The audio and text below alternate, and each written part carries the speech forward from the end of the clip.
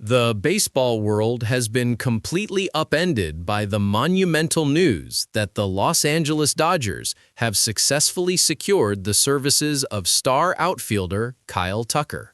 This acquisition, a move many thought impossible given the current market dynamics, instantly resolves the long-standing questions regarding the depth and consistency of the Dodgers' outfield positions. More critically, it elevates an already elite offensive unit into what can only be described as a historical juggernaut, pushing the team's destructive power to an entirely new echelon. The immediate reaction from the baseball media has been one of awe.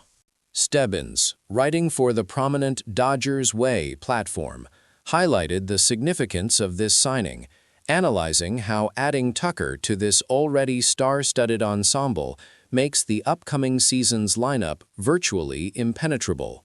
The sheer volume of high-caliber hitters means opposing pitching staffs will face a relentless gauntlet, unable to afford even a single lapse in focus from the first pitch.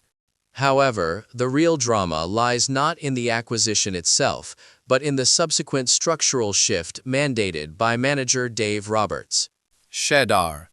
Initial speculation had positioned Tucker, a consistent source of power and RBI production, primarily in the fifth spot, providing protection for the heart of the order. Roberts, in a move that signals extreme tactical boldness, has instead hinted at deploying Tucker in the two-hole or the three-hole. This aggressive alignment shatters the conventional wisdom and lays the foundation for a truly unprecedented lineup architecture. Cheddar proceed with this vision. The anticipated lineup is nothing short of terrifying. Shohei Ohtani leading off, followed by Mookie Betts in the two spot, and Kyle Tucker sliding into the critical third position. Following this terrifying trifecta, Will Smith would likely handle the cleanup duties, setting the stage for Freddie Freeman, the future Hall of Famer, to anchor the offense at the fifth spot. This configuration is a nightmare scenario for any opposing manager, offering no viable point of attack. The decision to place a seasoned veteran and perennial MVP candidate like Freeman in the five-hole might initially seem like a demotion, but it is, in fact, a profound tactical luxury. Moving Freeman down allows Roberts the flexibility to manage the immense workload of a long season, offering him strategic rest points while ensuring that the team's top five hitters remain locked into the primary run-scoring opportunities. The depth of this lineup allows the coaching staff to prioritize the conditioning of their primary sluggers, ensuring they remain productive deep into September and October. Stebbins precisely captured the sentiment, describing the ability to utilize a player of Freeman's caliber, a guaranteed Hall of Famer, in the fifth position as an astonishing extravagance. Cheddar. Barring catastrophic injury, the 2026 Dodgers lineup is poised to be one of the most fearsome and historically productive offenses the sport has ever witnessed. Yet, amidst the fanfare, veteran analysts and fans are already raising critical questions regarding the sustainability and optimal configuration of this offensive arsenal. The spotlight immediately falls on Mookie Betts. While Betts remains an elite talent, concerns linger about his ability to replicate his performance from previous stellar seasons. Skedar. Some commentators argue that if Betts fails to meet his exceptional output benchmarks, a strategic shift placing him lower in the order, perhaps fourth or even fifth, should be considered to maximize the offensive chain reaction.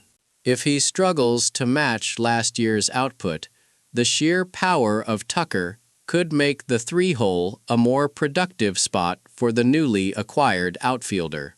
There is also a nuanced debate concerning Ohtani's optimal placement. Cheddar. Known more recently for his power hitting than his stolen base proficiency, chooses not to aggressively pursue base-stealing attempts this season. The traditional benefits of placing him in the leadoff spot become diminished. While his on-base percentage is undeniably elite, some strategists suggest that moving him slightly lower, perhaps to the 2-hole, with Tucker leading off, might maximize the initial run-producing opportunities. An alternative suggested alignment, Ohtani at 1, Tucker at 2, and Smith at 3, is also circulating, prioritizing contact and gap power in the initial sequence. Ultimately, the short-term fate of this lineup rests heavily on the performance and consistency of Mookie Betts.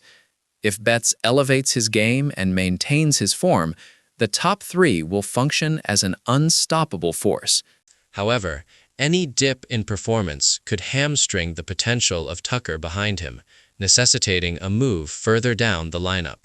Skeda, the concession remains that Betts must incorporate more strategic base running và utilize his speed để generate extra scoring opportunities, something he struggled with last year. Nếu the Dodgers are to fully fend off the intense competition posed by divisional rivals like the Padres and Giants. Failure to maximize every possible run opportunity means the Dodgers could still find themselves vulnerable in the tight playoff race to teams spearheaded by dynamic players like Fernando Tatis Jr. and Corbin Carroll. The potential is limitless, but Roberts has a complex puzzle to solve before this historical lineup fully realizes its terrifying potential.